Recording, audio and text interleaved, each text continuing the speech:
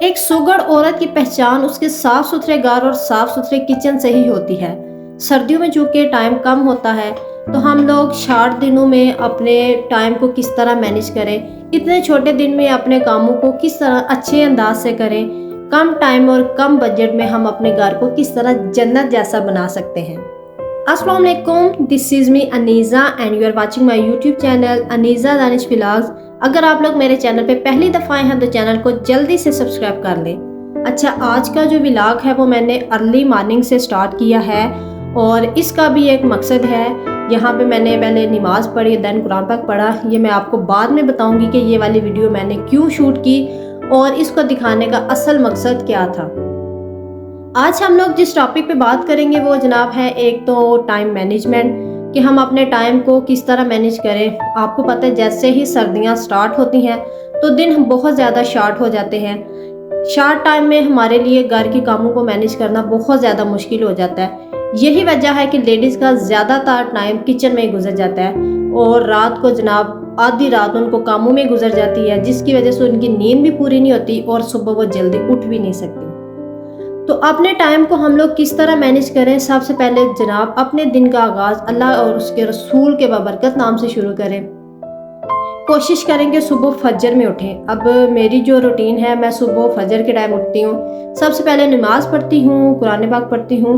उसके बाद जनाब मैंने घर में सूरत रहमान की तिलावत लाजमी लगानी होती है। जितनी देर मैं किचन में काम कर रही होती हूँ साथ में टीवी पे सूरत रहमान की तिलावत लगा देती हूँ। साथ साथ मैं नाश्ता बनाती रहती हूँ और साथ साथ जनाब मैं तिलावत सुनती रहती हूँ। तो आप लोग भी कोशिश किया करें कि डेली सुबह घर में सूरह रहमान की तिलावत लाजमी लगाएं। आपके घर में बरकत होगी, रिस्क में बरकत होगी और आप बहुत सारी बीमारियों से भी महफूज रहेंगे। अच्छा जी, सबसे पहले तो हम बात कर लेते हैं जी टाइम मैनेजमेंट की। अक्सर लोग ये शिकायत करते हैं कि टाइम इतना शॉर्ट होता है, समझ नहीं आती, काम नहीं ख़त्म होते। तो अगर आप अपने दिन का आगाज़ अल्लाह के खूबसूरत नाम के साथ करेंगे, नमाज के साथ अपने दिन का आगाज़ करेंगे तो देखिएगा आपके कामों में किस तरह बरकत होती है। अब देखें, हमें हुक्म दिया गया कि हर काम बिस्मिल्लाह से शुरू करो। बिस्मिल्लाह से शुरू करने का मकसद है कि काम में बरकत हो।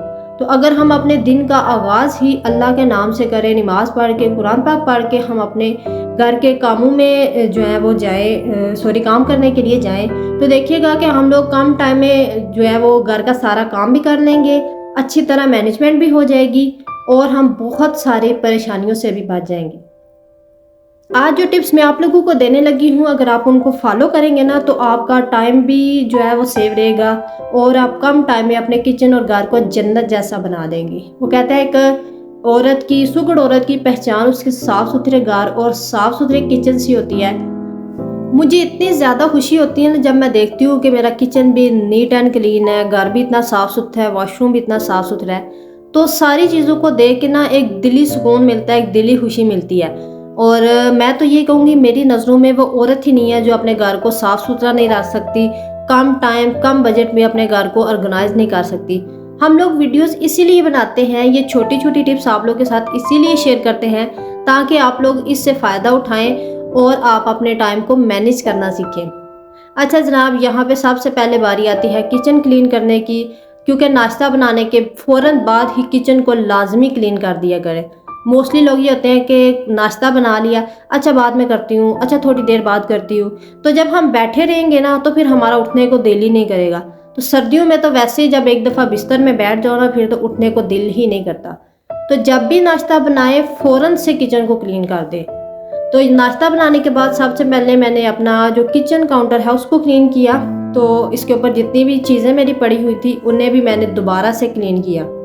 तो आप लोगों की किचन काउंटर के ऊपर जितनी भी आपने चीज़ें रखी होती है ना, कोशिश किया करें उसको 1-2 दिन के बाद लाजमी क्लीन किया करें, क्योंकि इसके ऊपर कोई भी चीज़ अगर गिरती है ना तो वो स्टेन बनते जाते हैं। तो कोशिश किया करें 1-2 दिन के बाद लाजमी क्लीन कर दिया करें ताकि आपका kitchen counter neat and clean भी रहे और अच्छी तरह खूबसूरत भी दिखे। अच्छा, यहाँ पे आप लोगों के साथ मैं एक और टिप शेयर करने लगी हूँ। जब हम लोग चाय बनाते हैं ना तो जो चाय पत्ती हमारी बच जाती है आप उसको वेस्ट ना किया करें। अगर आपके घर में पौधे लगे हुए हैं तो चाय पत्ती को पानी में डाल के तो पौधों में डाल दिया करें।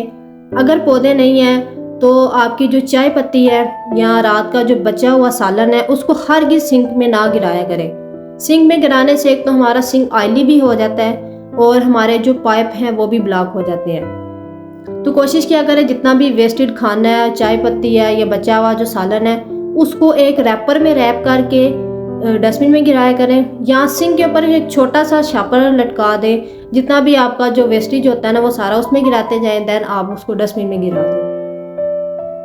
तो यहाँ पे किचन काउंटर मेरा हो गया है क्लीन। अब बारी आती है स्टोव क्लीन करने की। और स्टोव और किचन काउंटर तो डेली बेसिस पे अगर क्लीन हो तब ही अच्छे भी लगते हैं और हमारा किचन भी साफ़ सुथरा ही होता है क्योंकि हम सबसे ज़्यादा जो चीज़ यूज़ करते हैं वो आपको पता है स्टोव है। तो यहाँ पे मैं आप लोगों के साथ एक छोटी सी टिप शेयर करने लगी हूँ। अभी देखिए मैंने टूथपिक के साथ इसके जो बटन वगैरह ना वो क्लीन किए हैं, तो कितना ज़्यादा इसके ऊपर जो आटा जमा हुआ था और ऑयल था वो सारा रिमूव हो गया। तो जब हम लोग इसको क्लीन करते हैं तो ये ब्रश की मदद से भी साफ नहीं होते। तो मेरी तो आदत है, मैं जब भी किचन में काम कर रही हूँ ना, स्टोव के पास खड़ी हूँ, तो मैं टूथपिक लेके ना इसके बटनों को जो है ना वो खुरचती रहती हूँ। जितना भी इसके ऊपर आटा वगैरह जमा होता है ना वो सारा रिमूव हो जाता है। तो इससे चूल्हा एक तो साफ़ भी हो जाता है और बटन जो है ना वो हमारे ख़राब भी नहीं होते। नाश्ता बनाने के बाद सबसे पहले जनाब मैं किचन काउंटर को क्लीन करती हूँ और उसके बाद स्टोव को क्लीन करती हूँ। तो इसके बटन भी लाजमी क्लीन किया करें क्योंकि इसके अंदर अगर आटा और ऑयल जमता जाए ना तो फिर बटन जो है वो ख़राब भी हो जाते हैं।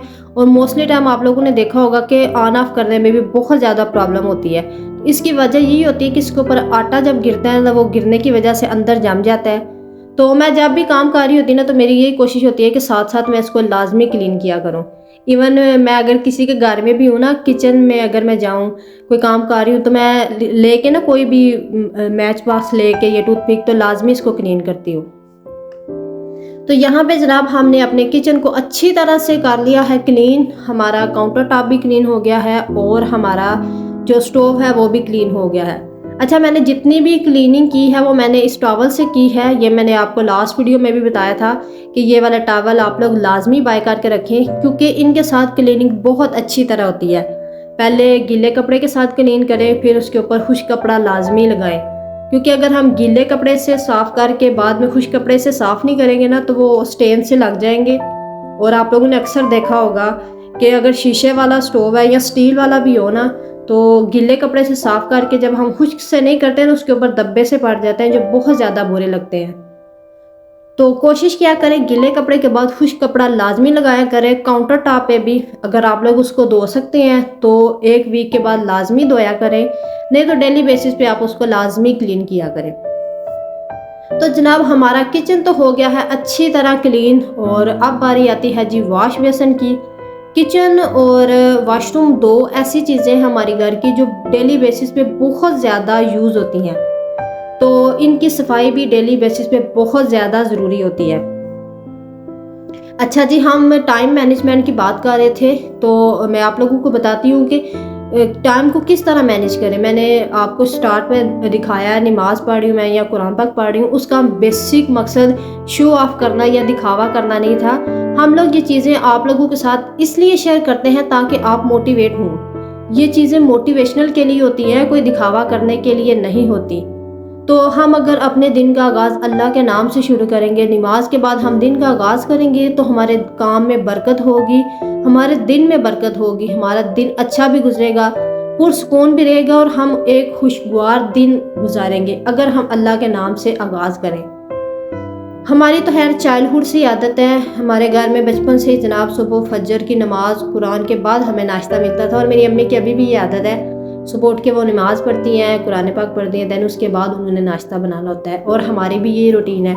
जो आदत बचपन से पुख्ता हो जाए ना वो आपकी सारी ज़िंदगी आपके साथ चलती है। तो कोशिश किया करें कि ये आदत अपने बच्चों में भी लाजमी डालें, बचपन से ही उन्हें नमाज और कुरान की पाबंदी सिखाएं ताकि जितनी देर उनकी लाइफ है उनकी ये आदत पुख्ता हो जाए। अच्छा जी, सबसे पहले तो वॉश बेसन की जो चीज़ें थी ऊपर वाली वो सारी रिमूव की और उसको मैंने अच्छी तरह धोया और सारी चीज़ें धो के देन मैंने उसको सेट की। तो जितनी भी आपकी वॉश बेसन के ऊपर चीज़ें होती हैं ना वो उठा के अच्छी तरह इसको वॉश किया करें। और मिरर क्लीन करना भी बहुत ज़्यादा ज़रूरी है बिकॉज़ हम लोग जब मुँह धोते हैं तो छींटे सारी शीशे के ऊपर गिरती हैं तो छोटे छोटे दाग पड़ जाते हैं। तो शीशे को आप स्प्रे से भी क्लीन कर सकते हैं, बल्कि कोई भी टॉवल लेके या टिश्यू पेपर से भी आप उसको अच्छी तरह क्लीन करें। बट आप लोग कोशिश किया करें किचन को और वॉश बेसिन को डेली बेसिस पे लाजमी धोया करें, क्योंकि इन दोनों की सफाई बहुत ज़्यादा ज़रूरी है। अक्सर ऐसा होता है ना कि घर साफ ना हो तो बाहर से कोई आ जाए तो शर्मिंदगी उठानी पड़ती है। तो इससे बेहतर नहीं कि अगर आप घर में डेली बेसिस में अपने घर को साफ सुथरा रखेंगे तो आने वाला आपको देख के आपकी तारीफ भी करेगा और बोलेगा देखो कितनी अक्लमंद और सुगड़ औरत है, छोटे से घर को भी इसने साफ सुथरा रखा हुआ है। ये चीज़ें मैटर नहीं करती कि आपका घर बहुत बड़ा हो, घर में टाइलें लगी हों, वेल किचन हो, वेल वॉशरूम हो, तभी आपने उसको क्लीन करना है। घर आपका जैसा भी है, अगर मिट्टी का भी बना हुआ है ना, तो आप उसको भी अच्छे तरीके से ऑर्गेनाइज करते हो, नीट एंड क्लीन रखते हो ना, तो आपका घर बहुत ही ज़्यादा खूबसूरत लगेगा। ये छोटी छोटी टिप्स होती हैं, इन पे अमल लाजमी किया करें। और सबसे अहम जो चीज़ है वो सुबह उठने की आदत बनाएं। अगर आप सुबह जल्दी उठेंगी ना तो आपके काम में बरकत होगी, वक्त में बरकत होगी और आपके सारे काम टाइमली हो जाएंगे। अगर आपने उठना ही दिन को 12 बजे है, 2 बजे आपने नाश्ता करना है, उस टाइम वैसे लंच का टाइम हो जाता है, तो आपके पास फिर टाइम ही नहीं बचेगा घर की सफाई के लिए, किचन की सफाई के लिए। इसलिए सुबह जल्दी उठना बहुत ज़्यादा ज़रूरी है। अच्छा, मैंने वॉश बेसिन के पास डस्टबिन रखी हुई है, आप लोग भी वॉश बेसिन के पास डस्टबिन लाजमी रखा करें। जितने भी टिश्यू पेपर होते हैं या एक्स्ट्रा जो चीज़ें होती हैं ना, वो सारी डस्टबिन में गिराते जाया करें और 1 वीक के बाद फिर आप इसका जो रैपर है वो लाजमी चेंज किया करें। तो जनाब, सऊदीया में सर्दियों का आगाज़ हो चुका है। लास्ट फ्राइडे की ये वाली वीडियो है, बारिश वाली। लास्ट फ्राइडे को यहाँ पे काफ़ी ज़्यादा बारिश हुई थी और इसकी वजह से एकदम से सर्दी भी आ गई। आपने शायद वीडियो के स्टार्ट में नोट किया, मैंने स्वेटर पहना हुआ है क्योंकि यहाँ पे ना काफ़ी ज़्यादा सर्दी हो गई है। सारा दिन एक तो घर बांधा, धूप नहीं आती और तकरीबन 1 वीक हो गया यहाँ पे धूप निकली भी नहीं है। लेकिन अल्हम्दुलिल्लाह बारिश हुई है तो सर्दी हो गई है। अगर बारिश के बगैर सर्दी है तो वो हमारे लिए बहुत ज़्यादा नुकसानदेह भी होती है। अच्छा, मैंने आप लोगों के साथ किचन ऑर्गेनाइजेशन की वीडियो शेयर की थी कि नॉन मोल्डर किचन को आप किस तरह ऑर्गेनाइज कर सकते हो कम पैसों में, कम बजट को। अगर आप लोगों ने वो वीडियो वॉच नहीं की तो मैं लिंक डिस्क्रिप्शन में दे देती हूँ, लाजमी वॉच कीजिएगा। ये जितनी भी मैंने आप लोगों के साथ बातें की हैं, टिप्स शेयर की हैं, इनको खुद भी डेली बेसिस पे अपनी लाइफ का हिस्सा बनाएं। अपने फ्रेंड्स और फैमिली के साथ भी ज़रूर शेयर करें ताकि लोग आप लोगों की तारीफ़ करें, लोग आप लोगों को कहेंगे कितनी अक्लमंद और सुगड़ लेडी है। देखें, हम लोग किसी के भी घर जाते हैं ना, तो हम अगर उसका घर गंदा देखेंगे, किचन गंदा देखेंगे तो हमें अजीब सा फील होता है। तो इसी तरह दूसरों को भी फील होता होगा जब वो हमारे घर आएंगे। तो बेहतर नहीं है अपने घर को अच्छी तरह ऑर्गेनाइज करें ताकि आने वाला आपकी तारीफ़ भी करे, आपको भी खुशी हो और देखने वाले को भी हो।